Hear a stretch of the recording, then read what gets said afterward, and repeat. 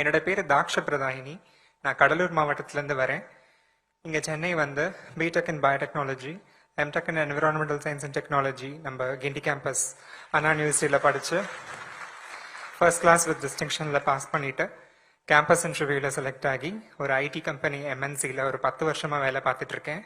எனக்கு ஒரு ஆசை, அது ஒரு பேராசை. நார்மலாக ஒர்க் பண்ணுறதை தாண்டி ஒரு பொசிஷன் வந்ததுக்கப்புறம் ஒரு சீனியர் மேனேஜ்மெண்ட் லெவல், ஒரு டைரக்டர் லெவலுக்கு வளரணும்னு ஒரு ஆசை. அதுக்கு ஒரு இன்டர்நேஷ்னல் டிகிரி கிடைச்சா நல்லாயிருக்கும் நான் ரொம்ப ஆசைப்பட்டேன். பட் ஆனால் இது வந்து சாத்தியமாகாத ஒன்று. என்னோட சமூக பொருளாதார சூழ்நிலை, ஃபேமிலி சப்போர்ட் இல்லாமல் இதெல்லாம் நடக்கவே நடக்காதுன்னு நினச்சிட்டு இருந்தேன். அப்போ தான் நான் வந்து அண்ணல் அம்பேத்கர் ஓவர்சீஸ் ஸ்காலர்ஷிப் பற்றி தெரிய வந்தது. பட் ஆனால் இந்த ஸ்காலர்ஷிப்க்கு ஒரு திருநங்கை அதுக்கு முன்னாடி அப்ளை பண்ணதே கிடையாது. சரி, இதுக்கு நாங்கள் அப்ளை பண்ணலாமான்னு ஒரு டவுட் இருந்தது.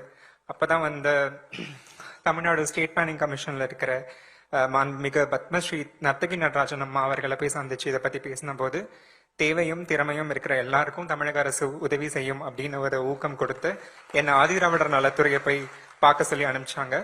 நான் ஒரு பயத்தோடையே வந்து ஆதிதிராவிடர் நலத்துறை போய் பார்த்தேன். பட் அங்கே என்னோட தாட்டுக்கு எக்ஸாக்ட் ஆப்போசிட்டாக ரொம்ப அன்பா பணிவோட என்னோட எல்லா கன்சர்ன்ஸையும் கேட்டு நிச்சயமா இதுக்கு எங்களால் முடிஞ்ச ஹெல்ப் பண்ணுறோம் அப்படின்னு சொல்லி அனுப்பிச்சிருந்தாங்க. சொல்லி அனுப்பிச்ச ஒரே வாரத்தில் ஒரு ஜிஓ பாஸ் பண்ணியிருந்தாங்க கவர்மெண்ட் சைட்ல இருந்து. அந்த ஜிஓவில் இந்த ஸ்காலர்ஷிப்பில் இதுக்கப்புறம் டிரான்ஜெண்டர்ஸையும் கன்சிடர் பண்ணுங்க, வயது அந்த மாதிரி சில விதிமுறைகளை கொஞ்சம் தளவுபடுத்துங்க அப்படின்னு போட்டிருந்தாங்க.